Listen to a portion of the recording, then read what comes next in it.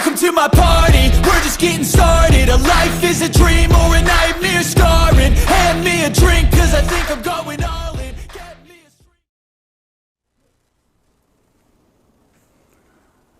안녕하십니까. 매주 목요일 저녁 8시 여러분들을 라이브 방송으로 찾아뵙는 선거권의 현장 정치 4월 25일 순서 1시간 동안 달려보겠습니다. 자, 오늘도 여의도 정치권에서 여러 가지 일들이 있었죠. 총선 패배 이후에 상당히 국민의힘이 침체가 되어 있었는데 좀 여러 가지 오늘도 여의도 연구원 주최를 해서 총선에서 왜 졌는지 뭐 이런 토론회도 있었고, 어제 용산 대통령실로 윤석열 대통령이 또 낙선자들을 초청을 했습니다. 그래서 거기서도 몇 가지 쓴소리가 나왔고, 어쨌든 이런 과정을 거쳐서 좀 활기를 되찾아가는 그런 모습을 보이고 있는데, 앞으로 뭐 당분간 선거는 없다고 하더라도 그러니까 전국이 여의도 정치가 어떻게 움직이느냐에 따라서 사회 전반적으로 좀 활기를 띠기도 하고, 아니면은 지금 총선에서 승리를 했다고 마치 민심을 몽땅 가져간 듯이 이렇게 천하를 호령하듯이 하는 뭐 이재명, 조국의 운명도 경청이 됩니다. 범 여건이 제대로 역할을 다 해야지 법대로 검찰과 법원에서도 법대로 이렇게 조치를 할 수 있는 그런 상황이 되는 것이죠. 그래서 선거는 당분간 없어도 제 모습을 집권 여당 또 용산 대통령실 마찬가지고 또 내각도 곧 개편될 텐데 제 모습을 찾는 것이 가장 중요하다고 봅니다. 정신 똑바로 차리지 않으면은 여건에서 정신 똑바로 차리지 않으면은 전국이 상당히 혼란한 방향으로 흘러갈 수가 있습니다. 탄핵 전국, 개헌 전국, 특검 전국은 당장 예정이 돼 있고 예상이 되고, 자, 그래서 정신 똑바로 차리는 그런 시기다, 차려야 되는 시기다, 그렇게 생각이 듭니다. 자, 오늘도 일부에서는 이 아시아투데이 지면 심층 분석을 해드리겠습니다. 지면은 조간신문이기 때문에 인터넷판, 속보가 계속 올라오는 인터넷판 중심으로 지면 심층 분석을 해드리고, 자, 2부에서는 이슈 집중 해부, 오늘 벌어진 일들, 그리고 내일 어떤 일이 일어날까, 그런 여러 가지 이슈들을 점검을 해 볼 텐데, 오늘 먼저 제가 시청 포인트를 한 3가지를 짚어드리면 이런 겁니다. 1시간 동안 제가 말씀드릴 것 중에 가장 시청 포인트는 첫 번째는 덕이양양하던 이재명 덕이양양하던 이재명 쭈글입니다. 제가 이 말씀을 드리는 이유는 이재명이 최근에 한 2가지 정도 사안에서 총선 후에 쭉 앞으로 나가다가 브레이크가 걸리는 그런 상황을 맞았는데, 하나는 이재명이 영수회담이라고 이름 붙이죠. 윤석열 대통령과의 단독회담. 이게 지금 제대로 안 될 가능성이 상당히 높아졌다. 저는 무산되리라고 봅니다. 그리고 또 하나는 이원석 검찰총장으로부터 일종의 경고를 세게 받았습니다. 이재명이 세게 경고를 받았는데, 그 경고를 받고 나서 정면으로 반박을 안 합니다. 이원석 검찰총장에게는. 다른 쪽에서 이재명을 공격을 하면 이재명이 일일이 반박을 하죠. 그런데 검찰총장이 한마디 하니까 반박을 안 합니다. 오늘 사흘째. 자, 왜 그런지를 한번 지켜봐 주시면 좋을 것 같고, 그것이 제가 권해드리는 시청 포인트 1번입니다. 자, 시청 포인트 1번, 이것은 지금 썸네일에서도 소개해드리는 그 내용입니다. 두 번째는 조금 전에 말씀드린 대로 단독회담이 있었는데, 이재명 쪽에 단독회담을 제안을 했죠. 윤석열 대통령이 지난주에 제안을 해서 원래 이번 주에 열기로 했는데 이번 주 다 넘어갔습니다. 내일 하루 남았는데, 금요일 공휴일 빼면은. 그런데 내일은 이재명 재판 가야 됩니다. 선거법 재판. 지난 화요일에는 대장동 재판 가느라고 뭐 아무것도 진전을 못 시켰죠. 그런데 지금 내일 또 선거법 재판을 가야 되는데 양쪽에 합의한 게 하나도 없습니다. 사전 조율해서. 합의한 것이 없을 뿐더러 이재명 쪽에서 사실상 윤석열 대통령에게 어떤 항복 문서를 받겠다는 이런 그 태세를 보임으로 해서 지금 용산에서 발끈했습니다. 폭발을 해버렸습니다. 그래서 이 회담이 아마 무산될 거다. 저는 그렇게 전망을 하고 있고 그 말씀도 잠시 후에 드리겠습니다. 그리고 세 번째 시청 포인트는 한동훈입니다. 한동훈 전 비대위원장을 둘러싸고 여러 가지 이야기들이 많은데 지난번 총선 과정에서 또 이 사퇴하겠다.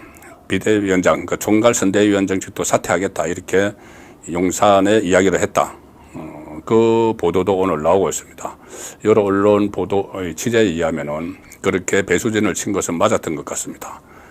선거 도중에 윤석열 대통령이 의료 대란과 관련해서 51분 동안 대국민 담화를 발표를 했는데 거기에 대해서 좀 2,000명, 너무 정원 2,000명을 너무 고집하지 말라 이런 메시지를 보냈는데 잘 안 되니까는 그럼 내가 차라리 사퇴하겠다 이런 의사를 전달을 했는데 결국은 수습이 됐다. 자, 이런 보도도 오늘 있었는데 한동훈 과연 정치는 계속 할 겁니다. 정치한다고 본인은 했으니까. 그러면 언제 어떻게 어떤 경로를 통해서 다시 이 정치 전면에 나설 것인가. 자, 그 부분 세 가지 시청 포인트. 일단 이재명 쭉을 해줬다. 그 다음에 단독 회담 윤석열 대통령과 이재명 사실상 물 건너갔다. 한동훈 제가 전망하기로 또 기대 섞인 전망이기도 하지만은 제가 왜 기대를 하느냐 하면은 적임자가 한동훈밖에 없습니다. 지금 한동훈 조기 등판한다. 전당대 6월 말 7월 초 전당대에 조기 등판할 가능성이 높다. 자, 그 부분을 유념해서 봐주시면 될 것 같습니다. 일단 오늘 이 지면 심층 분석에서는 나경원 당 대표 결심해 본 적 없어 이렇게 이야기했다는 거. 그리고 그 이후에 또 오늘 그 종일 있었던 이야기. 그 다음에 이 영수회담 먹구름끼였다. 그리고 한동훈 총선 때 비대위원을 했던 사람들 만나서 내공 쌓겠다 이렇게 이야기했다는 이야기를 지면 심층 분석에서 전해드리고 2부에서는 이재명의 경고한 이원석 구속영장 칼도 빼들까? 경고만 할까? 경고하고 그칠까? 경고했는데 말 안 들으면 행동을 해야죠. 자, 그 부분 할 것인가? 그리고 또 이재명 윤석열 대통령과 이재명 단독 회동 판 깨지나 사실상 지금 깨지고 있습니다. 그리고 윤석열 대통령이 정치하는 대통령이 되겠다 이렇게 선언을 했다고 하죠. 그 조선일보 기사인데 윤석열 대통령도 거기에 굳이 부인하지 않았습니다. 자, 이게 정치하는 대통령 뭘 의미하는 건지 과연 실천이 될지 그러면은 전국이 국정 운영이 어떻게 바뀔지도 짚어보고 오늘 일어났던 여러 가지 정치 현안들을 살펴드리도록 하겠습니다. 지금부터 본격적으로 시작을 합니다. 자, 일단 지면 심층 분석 아시아투데이 기사입니다. 아시아투데이 기사 지면 심층 분석인데 먼저 나경원 전 원내대표 이야기입니다. 자, 나경원 아시아투데이 기사입니다. 당대표 결심해 본 적 없어. 당 어떻게 되느냐만 고민. 제목을 보시면은 사실상 같은 말 아닌가요? 저거 당대표 결심해 본 적 없다. 당 어떻게 되느냐만 고민한다. 정치인들 멘트는 참 특이하죠. 어떻게 보면 저 같은 말로도 해석이 되고 어떻게 보면 다른 말로도 해석이 가능합니다. 자, 일단 기사 내용은 이렇습니다. 5선 거주에 오른 나경원 국민의힘 서울 동작을 당선인이 25일 오늘 당대표 출마설에 대해 당대표를 내가 꼭 해야겠다는 생각을 해본 적이 없다. CBS 라디오 김현정의 뉴스쇼에서 그렇게 밝혔습니다. 당이 앞으로 어떻게 돼야 되느냐에 대해서는 정말 고민하고 있다. 자, 그리고 여기 약간의 속내가 나옵니다. 나경원 당선인 일단 책임 있는 중진 의원으로서 책임 있는 당원으로서도 고민을 많이 하고 있다. 당을 위해 무엇을 할 것인지. 그러나 그런 과정에서 꼭 당 대표를 결심해 본 적 없고 그 부분에 대해 자세히 고민한 적도 없다고 부연했지만, 자, 진행자가 이것을 그냥 놓치지 않죠. 아니 그러면은 당내에서 역할이 주어지면 하겠다는 것인가? 지금 당내에서 역할은 당 대표밖에 없죠. 지금 5선인데 뭐 원내대표도 다 거쳤고 상임위원장도 다 거쳤습니다. 이 말에 대해서 당내 역할이 주어지면 하겠다는 것인가라고 묻는 말에 대해서 나경원 당선인의 대답은 이겁니다. 의회에서 역할을 할 수 있는 게 있으면 참 좋겠다라는 생각도 가끔은 해본다. 의회, 국회. 보통 이 정치인들 당직이 있고 국회직이 있죠. 당직은 이 뭐 상임위 간사, 뭐 상임위원장, 그거는 국회직이고, 그 당직은 뭐 사무총장, 정책위원장, 원내대표, 당대표 이런 겁니다. 국회직은 이 상임위원장, 뭐 국회 부의장, 의장 뭐 이런 거죠.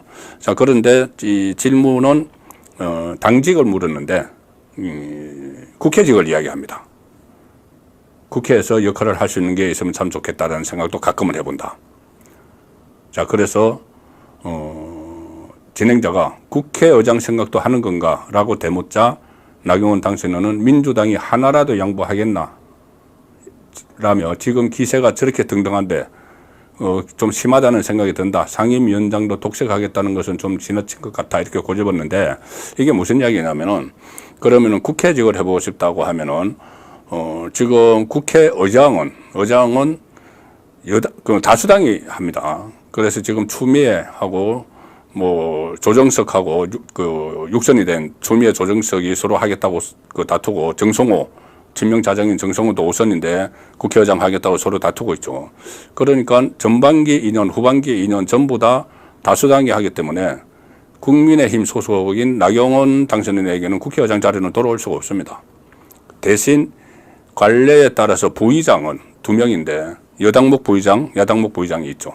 근데 여당목 부의장은 만약에 하면은 뭐 5선도 좀 보통 한 4선 정도가 하는데 어쨌든 5선이라도 부의장을 할 수가 있는데, 그런데 지금 나경원 당선인이 민주당이 하나라도 양보하겠나? 이건 지금 민주당이 싹쓸이 하겠다는 거죠. 국회직 완전히 싹쓸이 하겠다. 17개 상임위원장. 그러면 국회 부의장도 마찬가지로 2개 다 자기들이 다 가져가겠다. 완전히 자기들 판을 만들겠다. 자, 그 이야기입니다.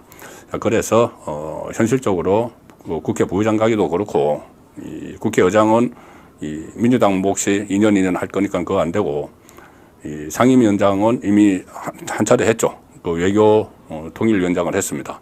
그래서 국회직은 갈 수 없는 거고 이제 당직인데, 당직도 원내대표를 했으니까는 당 대표 출마 이 부분이 남는데, 자 오늘 갑자기 나왔던 이야기가 나이 연대입니다. 나이 연대. 나이, 우리가 뭐 연령을 이야기하는 게 아니고 나이 연대가 뭐냐면은 오늘 여의도 정가 어제부터 이렇게 나왔던 건데, 나경원, 이철규는 친윤 중에서도 찐윤, 진짜 친윤 이렇게 불리죠. 그래서 비윤에 속하는, 지금 나경원 당선인은 비윤 쪽으로 분류가 됩니다. 원래 이 윤석열 대통령과 개인적인 신분도 있고, 나경원 당선인의 남편 김재호 판사가 또 윤석열 대통령과 그 전부터, 대통령 되기 정치하기 전부터 학교 다닐 때부터 서로 서울법대 다 출신이죠. 그때 아는 사이라서 윤석열 대통령과 인연이 있는데, 그때 기억하시다시피 당대표에 출마하려고 했을 때 그때 윤심을 등에 업고 초선 의원들이 막 연판장을 돌리고 해서 출마를 저지를 시켰죠. 자, 그래서 비윤으로 분류가 됩니다. 어쨌든 이 비윤인 이 나경원이 대표, 그리고 친윤 중에서도 찐윤인 이철규가 원내대표. 그래서 투톱을 이룬다. 그래서 나이연대, 나경원 이철규 나이연대가 나오는데, 그 전에 김장연대라고 있었죠. 김기현 대표시키기 위해서 친윤, 역시 찐윤인 장제원 의원이 도왔다. 그래서 김장연대가 이야기가 있었습니다. 그것처럼 나이연대가 되는데, 자, 나경원 이 부분에 대해서 어떻게 반응을 보였을까요? 증가해서 나이 연대가 나오는 데 대해서. 좀 전에 말씀드린 CBS 출연해서 이렇게 이야기했습니다. 나이, 나경원, 이철규, 연대설 여기에 대해서 나경원 이건 아닌데 하는 생각이 든다. 나이 연대? 뜬금없다는 거죠. 그리고 연대라는 표현이 예전에 김장연대, 김기현, 장제원 연대에 비추어 그런 이야기가 나오는데 그 당시에는 김기현 전 대표가 워낙 지지율이 없었다. 한 3% 나와서 시작을 해서 이제 친윤 쪽에서 지원을 해서 당대표가 됐죠. 즉 후보들 사실상 교통정리하고 그때야 힘을 합쳐서 한 분으로 당대표를 추대한다는 의미였을 거다. 그래서 이건 아닌데 하는 생각이 든다. 이건 아닌데. 그러니까는 이 말은 무슨 의미냐면은 아니 내가 왜 이철규의 도움을 받아야 돼? 당대표가 되는데 나 혼자서도 충분한데 본인의 역량이 있는데 김기현은 지지율 한 3%에서 시작을 해서 다 저 친윤 쪽에 도움을 받아야 되지만은 나는 그 전에 당대표 경선에서 이준석과 경선할 때 당심에서는 이겼죠. 그 정도 되고 지금도 지지율이 많이 나오는데 지금 여러 여론조사 지지율, 당권 지지율 보면 한동훈이 압도적인데 한동훈 전 비대위원장을 빼면은 나경원이 그 다음으로 좀 많이 올라가 있습니다. 그래서 내가 왜 지금 또 더구나 친윤 쪽이 많이 비판을 받고 있죠. 총선 후에. 왜 그쪽 세력의 도움을 받지? 하면서 그냥 웃고 말겠다. 이렇게 이야기를 했습니다. 자, 그래서 나이 연대 이것은 좀 현실성이 좀 떨어지는 것.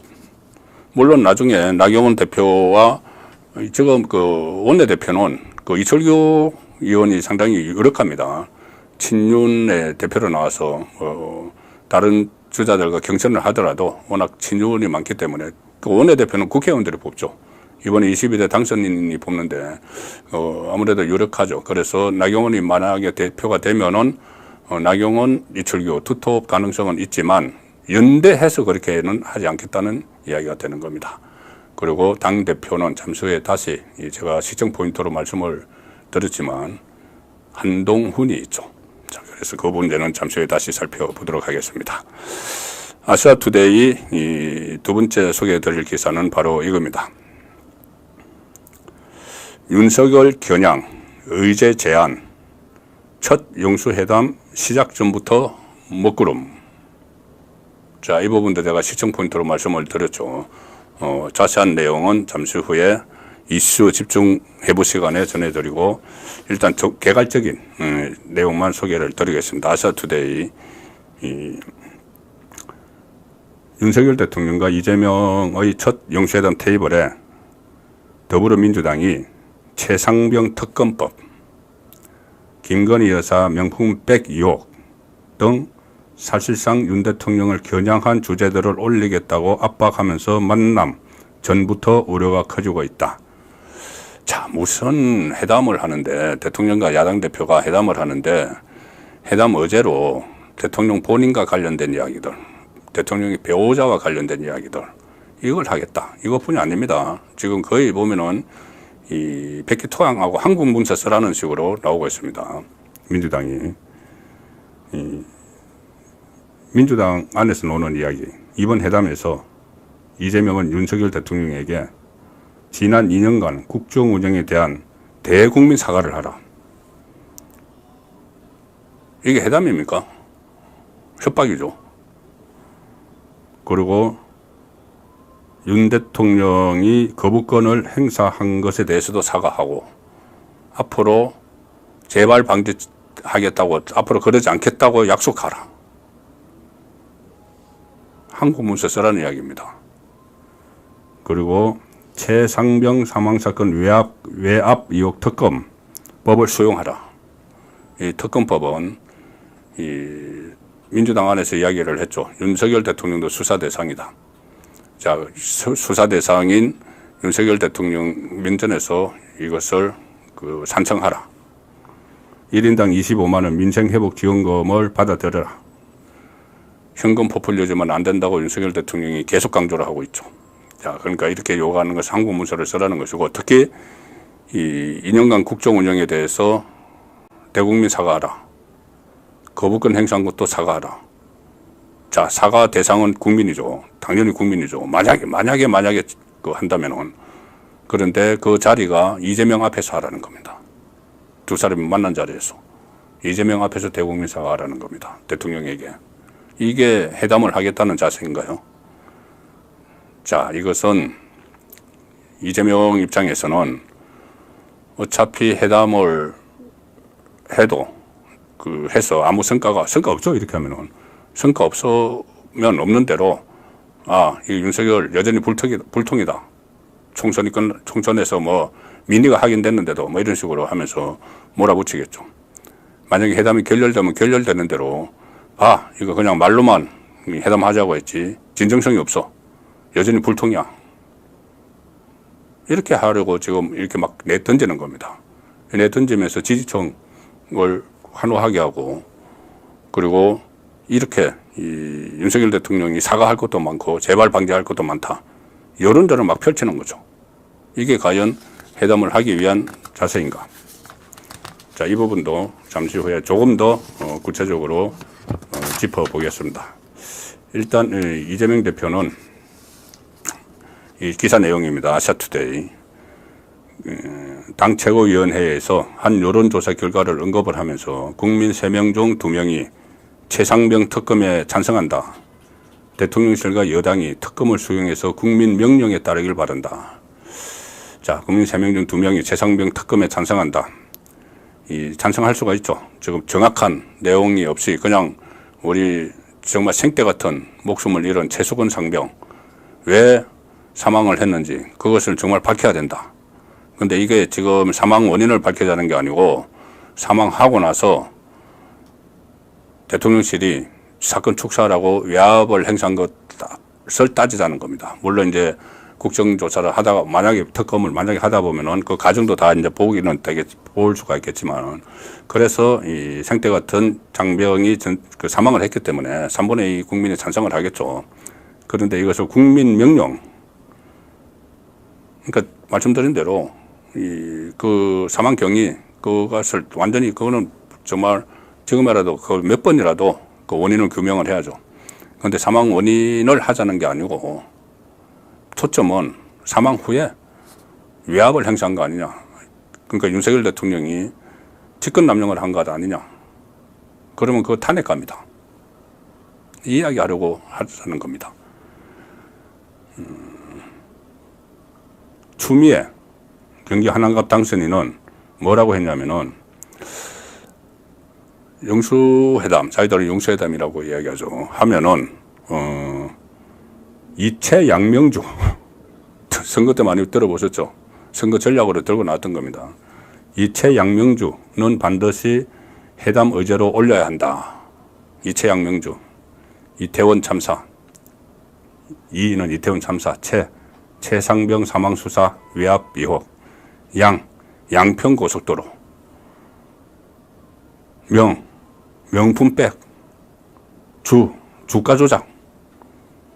대통령과 지금 회담을 한다면서 대통령 배우자와 관련된 일, 그것도 얼토당토하는 괴담 같은 양평 고속도로, 명품백, 이 함정 몰카로 찍은 뭐 이런 거 조사를 해야 될 것도 있고 이미 다 끝난 것도 있습니다. 주가 조작 이런 것은 지금 아직 검찰이 들여다보고 있는 거고, 자, 근데 이것을 그 회담 의제로 올려야 한다. 이렇게 주장을 하는 겁니다. 저도 이 정초보 기자 오래 하면서 국회도 출입하고 청와대도 출입을 하면서 영수회담, 소위 말하는 영수회담인 것을 많이 취재를 해봤지만 이런 식으로 하면 회담이 열릴 수가 없습니다. 정치 공세. 그러니까는 이 의제를 올리는 것이 전부 다 자기들 지지층을 의식을 해서 이것저것 해서 완전히 망신 주기 아니면은 항복 문서 받기 이런 식의 회담 의제를 하기 때문에 아시아투데이에서 첫 영수회담 시작 전부터 먹구름 자, 아시아투데이 마지막으로 소개해드릴 기사입니다.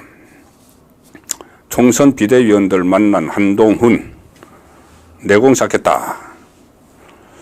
한동훈 국민의힘 비대위원장이 함께 호흡을 맞췄던 비대위원들과 지난주 초 조촐하게 만났다. 한 참석자는 아시아투데이 기자에게 이렇게 이야기합니다. 한동훈 위원장의 건강이 염려가 돼서 조촐하게 만나서 안부를 여쭙는 그런 자리였다. 당직자들도 없었고 비대위원 중에서도 몇 명만 참석했다. 한동훈 전 위원장은 총선 패배 책임지고 비대위원장직에서 물러난 후 사실상 잔택에서 집거하고 있죠. 그런데 건강이 상당히 좋지 않다 이런 이야기들이 나오고 실제로 이 모임이 16일 저녁에 있었는데 한동훈 비대위원장은 워낙 술을 안 마시죠. 그런데 계속 식사하는 도중에 기침을 상당히 많이 하고 굉장히 피곤해 하더라. 자, 그런 참석자들의 이야기가 있습니다. 그래서 한동훈 비대위원장은 먼저 일찍 귀가를 하라고 하고 남아있는 비대위원 몇 사람이 2차로 술을 한잔 했다. 뭐 그런 이야기도 지금 나오고 있는데 한동훈 위원장은 그 저녁을 먹으면서 검사 시절에 자천됐던 때, 그거는 추미애에게 4번 자천당했죠. 그러면서 이런 시간에 익숙하다. 그리고 이 시간을 충분히 활용해서 내공을 쌓겠다. 자, 이 16일이라고 했죠. 이 16일에 상당히 좀 미묘합니다.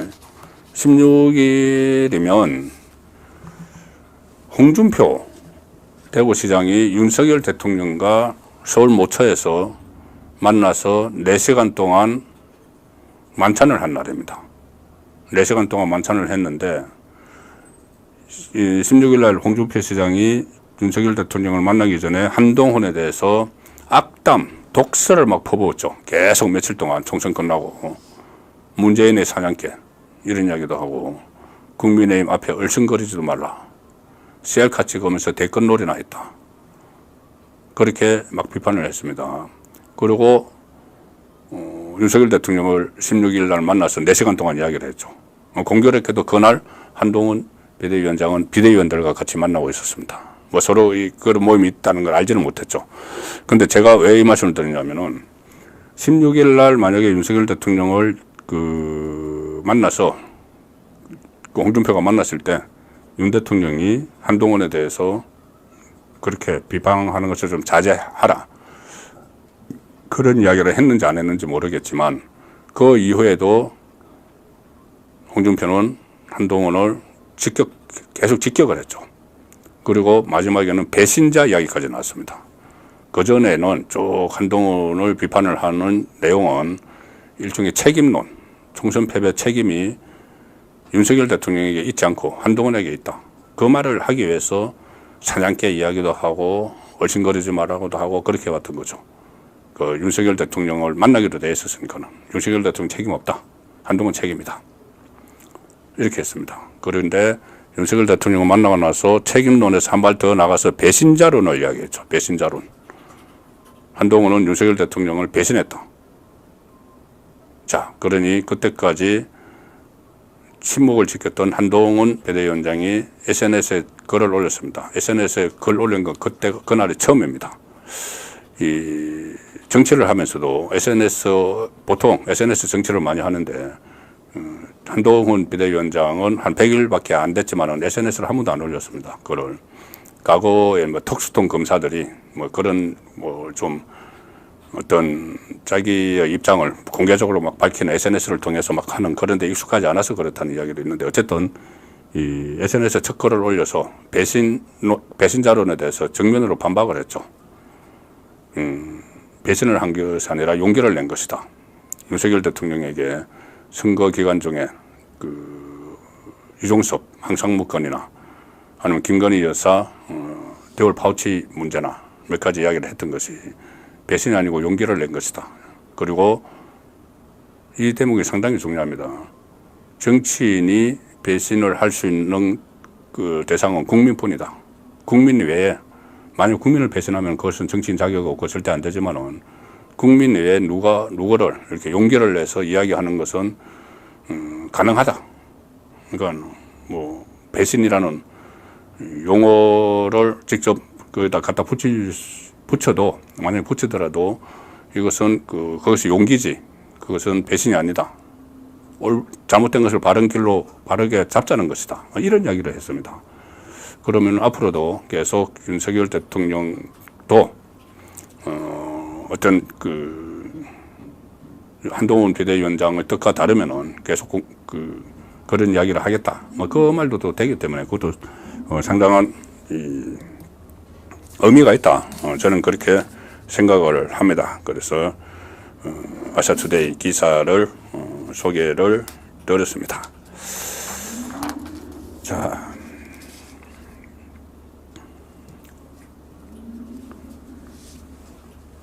아시아투데이 지면 심층 분석은 여기서 마치고, 자, 지금부터 본격적으로 제가 말씀드린 이 시청 포인트 세 가지를 중심으로 집중 해보를 해보겠습니다. 세 가지는 말씀드린 대로 덕이양양하던 이재명 지금 움찔하고 있다.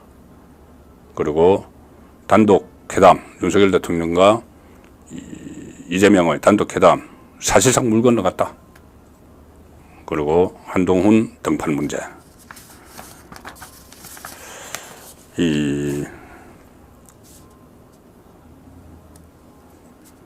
지금 검찰청 술판이 지금 며칠째 논란이 되고 있죠. 검찰청 술판이라는 것이 이화영 전 경기도 평화부지사가 4월 4일 날 마지막 결심 공판, 그러니까 구형 15년을 받았는데 그것을 앞두고 법정에서 처음에 이야기를 꺼냈습니다. 자기가 수원구치소에 있다가 수원지검으로 조사를 받으러 몇 번 갔죠. 여러 번 갔죠. 그런데 술판이 있었고, 술판이 검찰청 안에서 벌어졌고, 거기서 본인이 회유를 당했다. 검사와 이 김성태 전 상방울 회장으로부터 무슨 회유냐 하면은 이화영이 2번 검찰에서 진술을 한 게 있습니다. 뭐냐 하면 북한에 800만 달러를 보냈는데 김성태가 그 중에서 300만 달러는 이재명이 그때 북한을 방문하는, 경기도지사 때 북한을 방문하는 대가로 보냈고, 500만 달러는 스마트팜, 원래 경기도가 북한에 지원하기로 했던 스마트팜 사업비, 그거를 김성태가 대신 냈다는 사실을 이재명에게 보고를 했다. 자, 이재명 당신 방북하기 위해서 300만 달러 김성태가 대신 내줬다. 대북 송금 사건이죠. 2번을 변호인이 입회한 데서 진술을 했습니다. 그런데 나중에 번복을 했죠. 그 부인 백모 씨가 법정에서 소란을 피우고, 또 박찬대가 가서 부인 백모 씨를 만나고 회유를 했습니다. 그러니까 그쪽에서 민주당이 회유를 한 거죠. 그거 진술한 거 회유받아서, 검사로부터 회유받아서 진술을 했다고 번복하라. 실제로 번복을 했죠. 자, 그런데 본인이 검사로부터 회유를 받은 게 술자리에서였다. 이 이야기를 한 겁니다. 술자리에서였다 했는데, 이게 이제 검찰이 제시한 증거에 의해서 전부 다 가짜로 지금 들통이 사실상 났죠. 그때 교도관들 38명, 개호한, 그러니까 출정 일지, 자기들은 5시 이후에 술판을 벌였다고 했는데 5시 이전에 전부 다 구치소로 돌아갔다. 뭐 이런 것도 있고, 장소도 처음에 1313호 검사실 앞에 창고라고 했다가 검사실 안에 진술 녹화실이라고 했다가 휴게실이라고 했다가 왔다 갔다 합니다. 그래서 어쨌든 이 술판 이야기는 지금 가짜로 지금 들통이 난 상황이죠. 들통이 난 상황인데, 이재명은 이게 왜 이재명하고 관련됐냐면은, 만약에 2번 진술을 해서 이재명에게 보고를 했다는 게 6월 7일 날 1심에서 그대로 법원이 인정을 하면은, 이하영 재판에서 이재명에 대해서는 바로 구속영장을 칠 수가 있습니다. 이재명 대북 송금이 그때 구속영장을 쳤었죠. 저기 서울 중앙지검으로 보내서 그때 성남FC 그리고 대장동 이것까지 대북 송금까지 구속영장을 쳤습니다. 그때 국회에서는 가결이 됐는데 유창훈 영장판사가 기각을 시켜버렸죠. 그래서 다른 사안들은 전부 다 기소를 했는데 대북 송금은 가지고 있습니다. 수원지검에서. 그래서 총선 전에 이재명에 대한 구속영장을 다시 쳐야 된다 이런 이야기들이 있었는데 그때 이원석 검찰총장을 비롯해서 검찰 고위청에서 선거 앞두고 제1야당 대표인데 좀 그렇다 해서 선거 후로 일단 미뤘습니다. 선거 끝났죠. 그럼 구속영장 쳐야죠. 그런데 이재명이 크게 이겨버렸습니다. 그래서 주저하는 사이에 이재명이 이화영을 내세워서 그 진술 자체를 없애버리려고 하는 거죠. 그것은 회유에 의해서 했다. 술판에 의해서, 술자리에서 회유받았다. 그런데 이제 그게 안 되는 겁니다.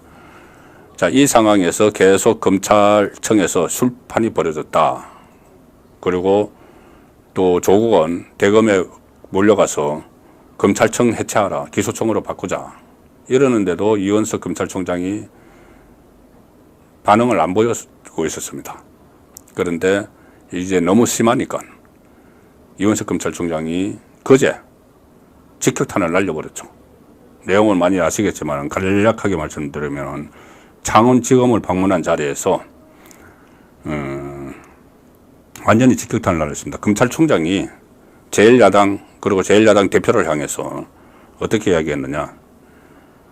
일단 이화영을 겨냥을 합니다.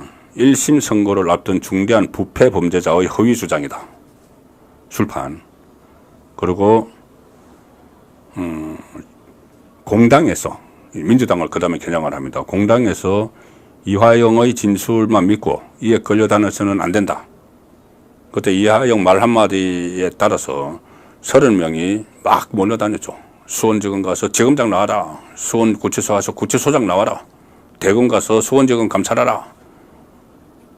말 한마디에. 그렇게 하는 게 다 이재명 구악이죠.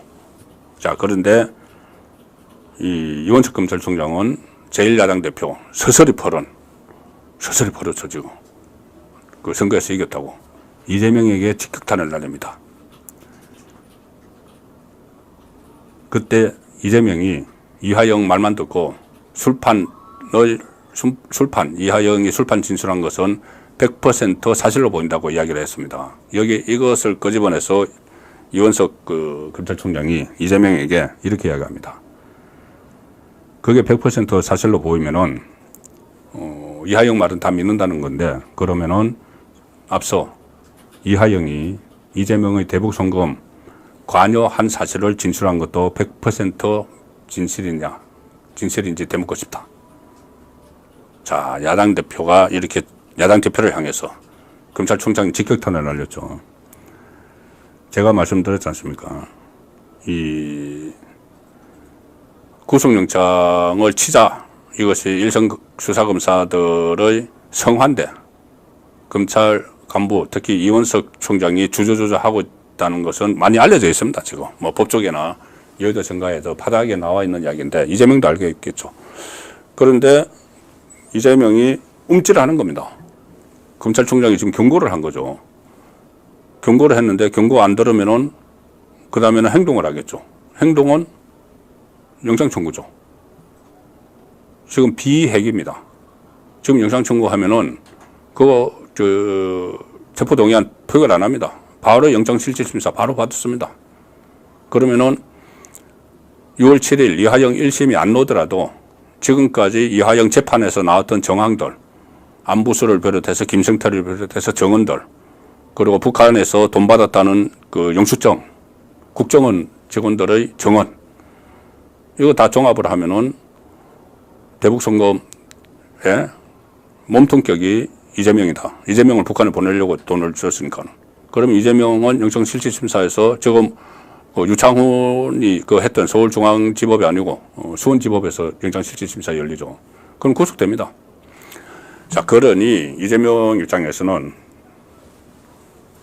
무서운 거죠. 제가 썸네일에서 했지만은 무서운 겁니다. 지금 본인은 어쨌든 모든 재판을 다음 대통령 선거가 나오기 전까지 대법원 확정 판결 안 되도록 다 만들어가지고 자기가 다음 대통령 되면은 아니면 그때까지 시간 없으면은 탄핵 정국 조성하고 임기 단축, 대통령 임기 단축 헌법 개정해서 자기 셀프 면제부로 받으려고 하는데 만약에 이게 구속돼 버리면은 다 수포가 돼 버리죠. 구속 상태에서 뭘 하겠습니까? 뭐 옥중에서 뭐 지휘한다? 말도 안 되는 이야기죠. 자, 그러니 이재명이 쭉을 해줬습니다. 처음에는 이하영 말이 100% 사실이다. 이것은 국기문란이다. 검찰 철저히 진실을 밝혀야 된다. 그때 검찰이 가지고 있는 모든 기록 다 내놓으면은 술판 벌어졌다는 게 사실일 것이다. 이렇게 막 이야기를 했습니다. 검찰이 모든 기록 다 내놨죠. 다 내놓고 뭐 출정 일지, 그다음에 그 교도관 38명 전수조사, 그 술자리에 있었던 사람들 다 그런 일 없었다. 술자리에 있었다고 주장하는 그 사람들 다 그런 일 없었다. 다 내놨습니다. CCTV는 3개월 되면은 뭐 덮어져 버리니까는. 그건 민주당 당사도 마찬가지죠. 다 내놨는데도 계속 이것을 계속 시간 끌기 위해서 이어갔죠. 이어가는 순간에 이원석 검찰총장의 경고가 나왔습니다. 그 다음에 그제 이원석 검찰총장의 경고가 나왔는데 그제, 어제, 오늘 이재명이 여기에 대해서 단 한마디도 안 합니다. 그전에는 국기문란 100% 사실 수원지검 감찰해 이원석 총장 말 나오고 나서는 이재명은 한마디도 안 합니다. 최고위원회에서 딴 말만 합니다. 그전에 최고위원회에서 막 이 문제 가지고 이야기를 많이 했는데 최고위원회에서 최수건 상병 특검 뭐 이런 이야기만 하고 있죠.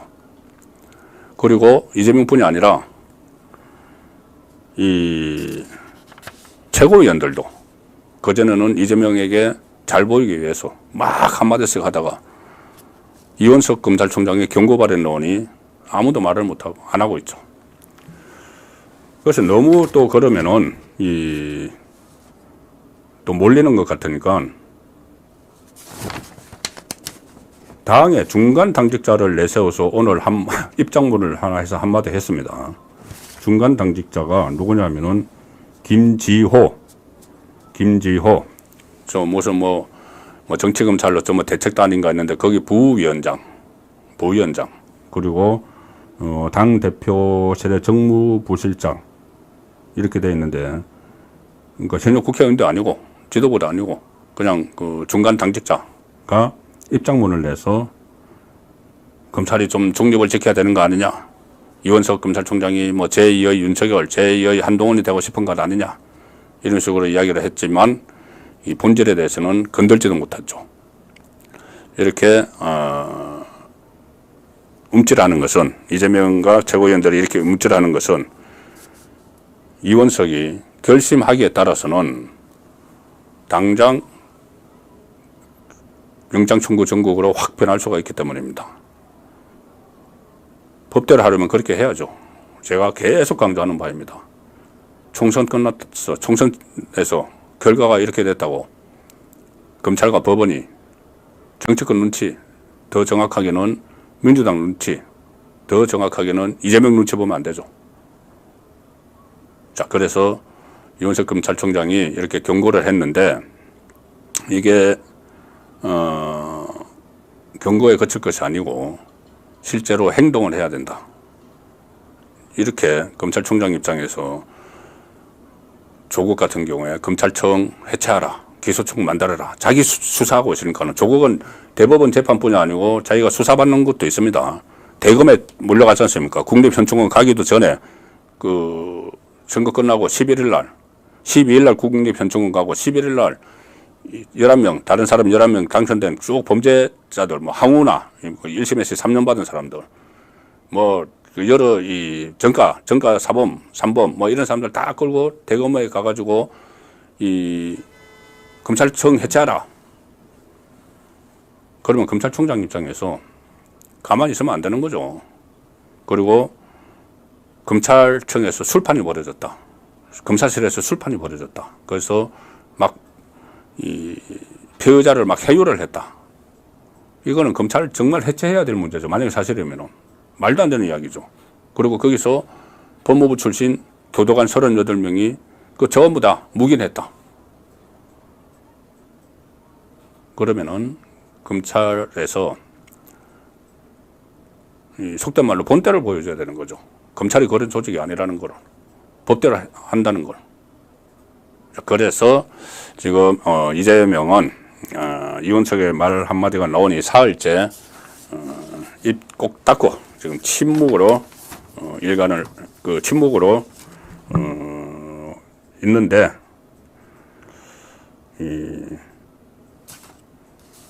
이원석 검찰총장 정말 이것을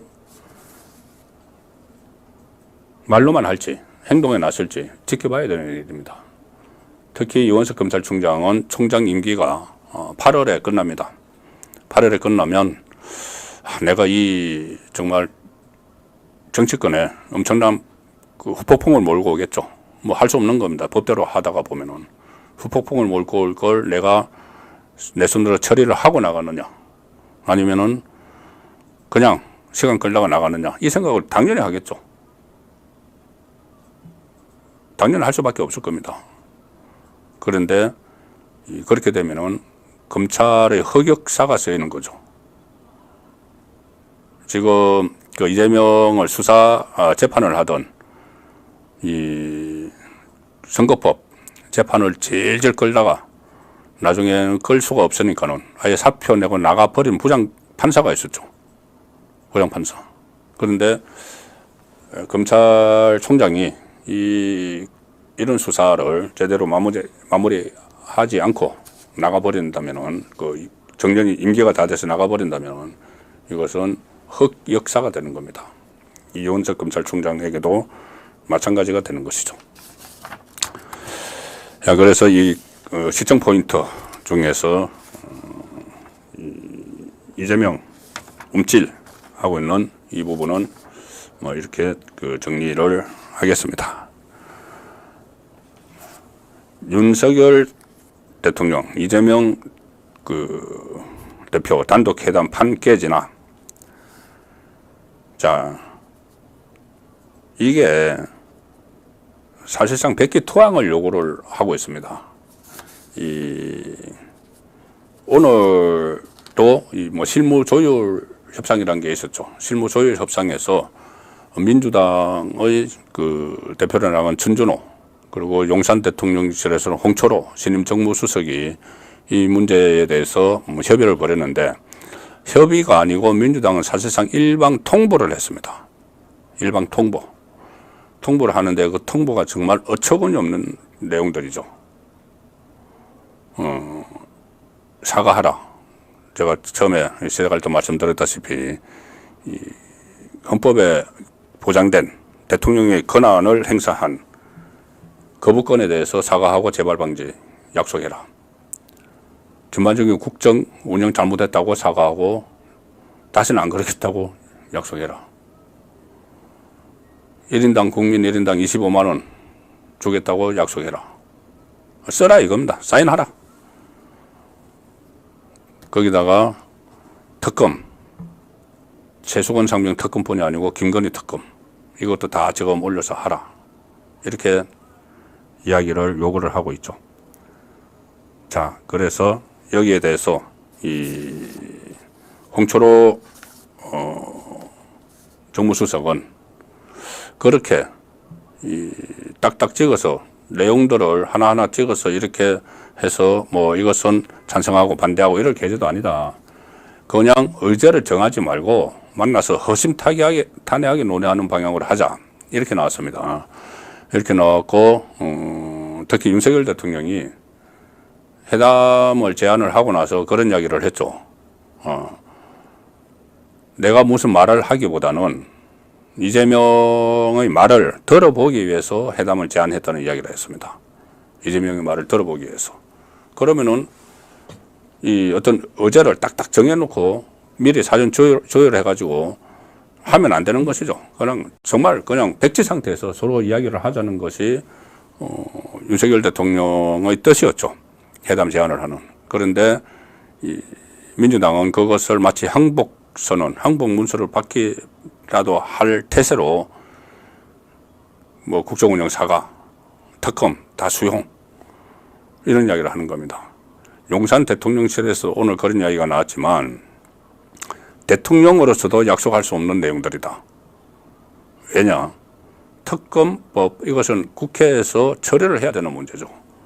국회에서 여야 합의를 하든지 표결을 하든지 처리를 해야 되는 걸 대통령이 거기에 대해서 그래 특검 합시다. 그러면은 여당은 뭡니까? 여당은 여당 패싱해버린 거죠. 대통령이 여당 패싱하고 여당이 그 특검에 대해서 검토를 하고 해야 되는지 이 국회 논의에 참여를 해야 되는데 여당을 패싱해버리고 대통령이 야당하고 합의를 할 수는 없는 거죠. 그리고 대통령이 권한 바퀴에 있는 것도 있다. 바로 말씀드린 거부권, 제2요구권이죠. 정확한 용어는. 자, 거부권은 다수당의 행패로 계속 법안을 가지고 강행 처리를 하니까 뭐 김건희 특검법부터 그렇죠. 양곡법, 간호법, 노란봉투법.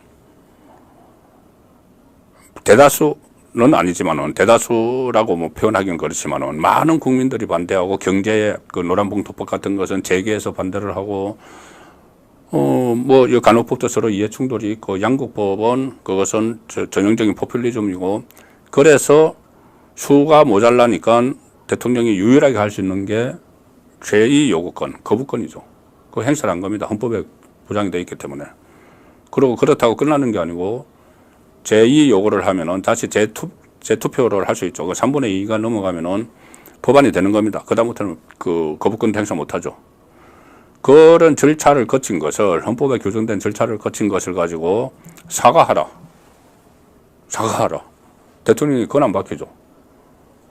헌법에서 보장한 것을 이행을 했는데 그걸 사과하라. 이거 할 수 없는 겁니다. 그래서 이것은 사실상 저는 무산이 된다고 보는데 이런 거죠. 자, 제가 말씀드린 대로 용산 대통령실에서는 도저히 받아들일 수 없는 의제를 가지고 하자고 하고 그냥 백지 상태에서 하자는 것이고 이재명은 목적이 있으니까 다 정치적인 목적이 있어서 하는 겁니다. 이 최수건 상병 특검법 같은 것은 탄핵 자락갈기고 나머지는 항복문서를 받아내서 이 판에 확실히 주도권을 잡자는 그 의미에서 이 여러 가지 앙커를 막 던지는 거죠. 그러면 양쪽이 완전히 다르기 때문에 이것은 뭐 의제를 조율할 그런 여지가 없습니다. 그래서 저는 이것이 이 결렬이 될 사실상 결렬 수순으로 가고 있다. 그렇게 봅니다. 내일은 이재명이 재판받느라고 또 하루 종일 법원에 있어야 되니까 내일은 아니더라도 주말경이라도 이 협상은 결렬될 가능성이 상당히 높다. 이렇게 일단 정리를 해드리겠습니다.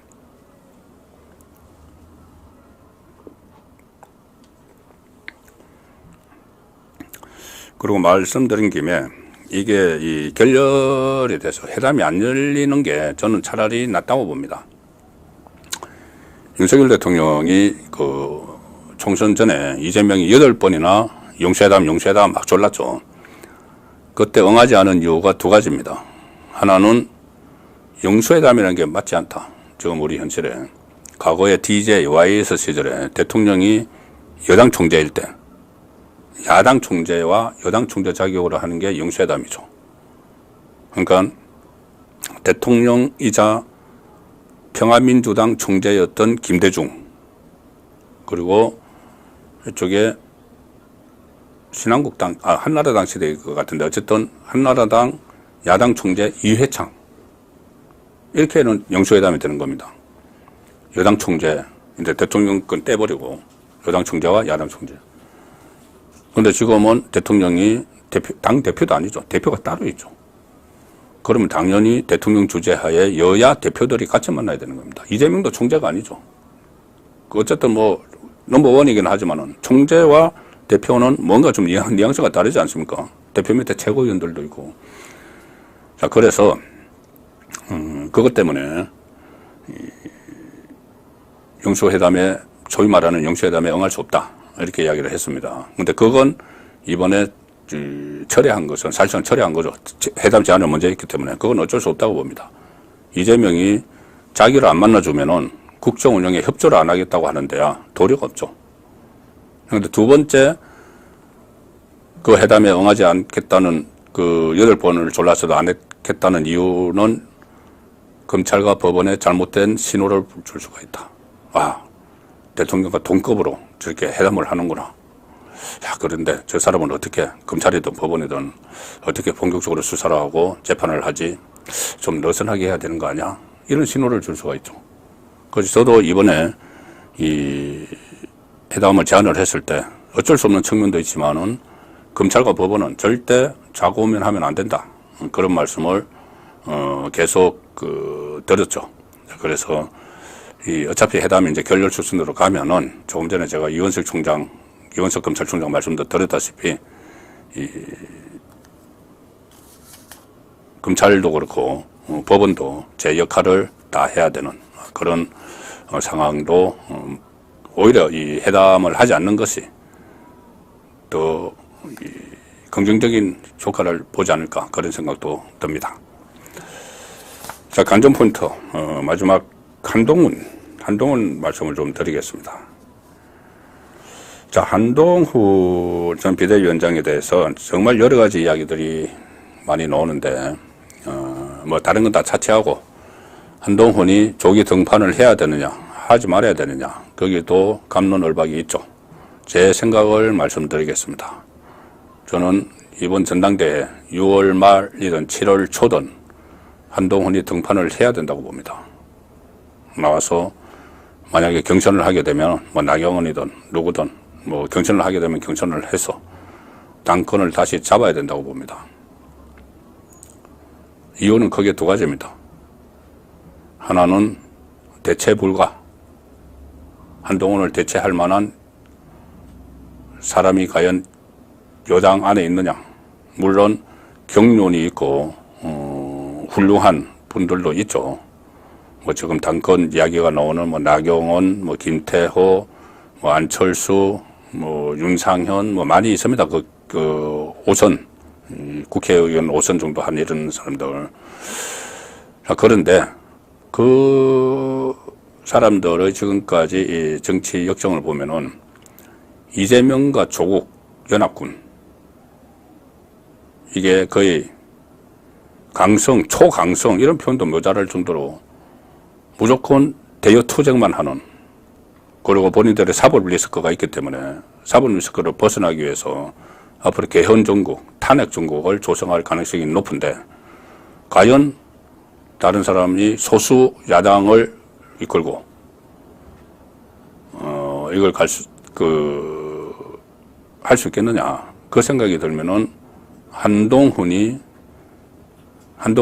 대체 불가 이런 생각이 듭니다. 그리고 한동훈이 이 결자 해제 차원에서 본인이 어쨌든 원톱으로 선거를 이끌었고 졌고 그리고 본인이 정치를 아예 은퇴하겠다고 하면 몰라도 정치 은퇴하는 게 아니고 다시 정치를 하겠다면은 복구를 시키는 책임도 본인이 져야죠. 책임지는 방법은 두 가지죠. 하나는 달아나는 거, 하나는 뛰어드는 거. 지금 뛰어들 때라고 봅니다. 마침 전당대회도 바로 눈앞에 있습니다. 본인이 비대위원장 했기 때문에 직전 당대표죠. 바로 전당대회에 이어지는 건 시기도 있죠. 그래서 연결해서 제가 두 번째 이유가 한동훈이 나서야 된다는 두 번째 이유가 이것은 개인적인 한동훈의 정치 프로젝트와도 관련되는 겁니다. 지금 6월 말 7월 초를 넘겨보려면은 한동훈이 정치권에 진입할 통로가 잘 안 보입니다. 다음 선거가 1년 후에 4월 달에 재보궐선거가 있는데 어느 곳에서 몇 곳에나 치러질 아주 불투명하죠. 대법원 확정 판결까지 선거사범도 다 받아야 되니까 그 불투명하다. 그러면은 다음 선거는 언제 있느냐. 2년 후 지방선거입니다. 자, 지방선거 때 그러면 그때 이 서울시장 나간다? 뭐 그런 것도 생각을 해볼 수가 있겠죠. 그리고 다음 대권은 한번 패싱하고. 근데 2년 후입니다. 2년 후. 2년 후에 과연 이 보수 우파가 그대로 지금 남아있을까요? 지금 이재명과 조국이 이 방탄을 겸해서 이렇게 전국을 혼돈으로 몰고 가는데 그 다음은 3년 후 대선입니다. 대선에 바로 간다? 3년 동안 아무것도 안 하다가 안 되죠. 그래서 결자 해지 차원에서라도 또 그 결자해지는 전체 보수파, 국민의힘, 정권, 윤석열 정부를 위해서죠. 결자해지. 그 다음에 본인의 정치적 진로를 위해서는 시점이 있으니까 지금 6월 말 7월 초 전당대회 출마가 제가 볼 때는 모든 것을 이 논란을 좀 잠재우고 윤석열 그거 하면은 윤석열 대통령과 여러 가지 이야기가 있지만은 집권 여당 대표가 되면은 윤석열 대통령과 당정 간에 같이 협조 안 해 나갈 도리가 없습니다. 뭐 처음부터 3년 남았는데 뭐 차별화 이런 건 지금 안 되는 거죠. 나중에 뭐 대통령 선거 앞두고 차별화를 하든지. 그래서 관전 포인트 중에서 세 번째는 한동훈, 이재명 맞상대 대체 불가. 당권에 도전해야 된다. 자, 그 말씀을 드리면서 오늘 1시간 동안 뭐 이런저런 말씀을 드렸는데 얼마나 뭐 동의를 해 주실지